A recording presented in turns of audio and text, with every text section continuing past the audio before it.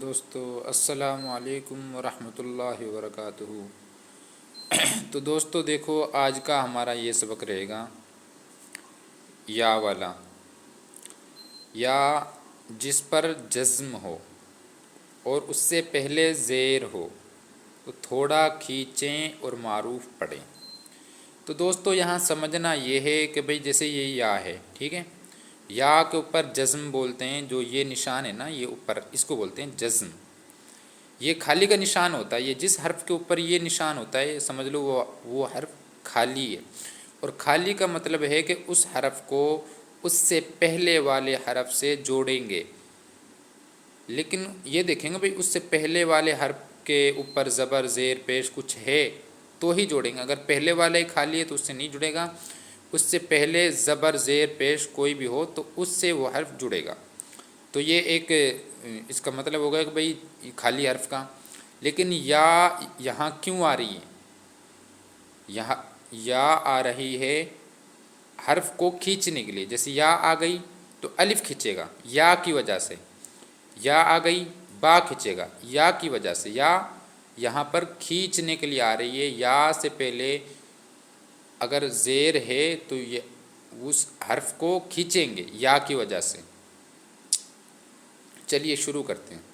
الف یا زیر ای، با یا زیر بی، تا یا زیر تی، سا یا زیر سی، جیم یا زیر جی، حا یا زیر حی، خا یا زیر خی، دال یا زیر دی، زال یا زیر زی، را یا زیر ری، زا یا زیر زی، سین یا زیر سی، شین یا زیر شی، صاد یا زیر صی، ضاد یا زیر دی، طا یا زیر طی، ظا یا زیر ظی، عین یا زیر ای، غین یا زیر غی، فا یا زیر فی، قاف یا زیر قی، کاف یا زیر کی، لام یا زیر لی، میم یا زیر می، نون یا زیر نی، واو یا زیر وی، ہا یا زیر ہی، حمزہ یا زیر ای، حمزہ یا زیر ی۔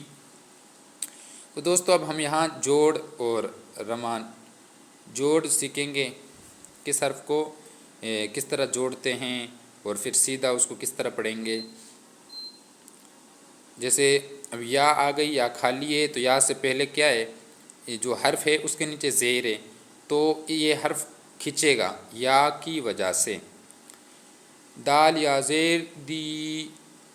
تو دوستو اگر یہ حرف آپ کو نہیں آ رہے ہیں، ان میں پڑھنے میں کوئی دقت ہو رہی ہے، کوئی مشکل ہو ہے، تو دوستو ان حرفوں کو ہم اوپر دیکھ سکتے ہیں، کیونکہ یہ جو حرف آتے ہیں نا، یہ کوئی نئے حرف نہیں آتے ہیں، یا تو پیچھے جو آپ نے پڑھے ہیں وہی حرف آئیں گے، یا کچھ اس میں سے آئیں گے، کچھ پچھلے والے میں سے، کچھ اس کے پچھلے والے میں سے آئیں گے، یعنی پیچھے جو کچھ آپ نے پڑھا ہے ان میں سے ہی یہ حرف آتے ہیں۔ جیسے دال یا زیر دی آ گیا، یہ دال یا زیر دی یہاں سے آیا ہے۔ نون یا زیر نی آ گئے، نون یا زیر نی یہاں سے آیا ہے۔ دال یا زیر دی، نون یا زیر نی، دی نی، فا یا زیر فی، ہا زیر ہی، فی ہی، الف زبر آ، را زیر ری، آ ری، نون یا زیر نی، آ ری نی، کاف زیر کی، تا الف زبر تا، کتابا یا زیر بی، کتابی، الف پیش او، جیم یا زیر جی، او جی، با پیش بو، او جی بو، یا پیش یو، واو الف زبر وا، یو وا، را یا زیر ری، یواری۔ تو دوستو یہاں یہ الف بھی کھینچنے کے لیے آتا ہے، آپ کو پچھلے سبق میں بتا دیا تھا کہ یہ الف آ رہا ہے واو کو کھینچنے کے لیے، اور را آ رہی ہے، یا آ رہی ہے را کو کھینچنے کے لیے۔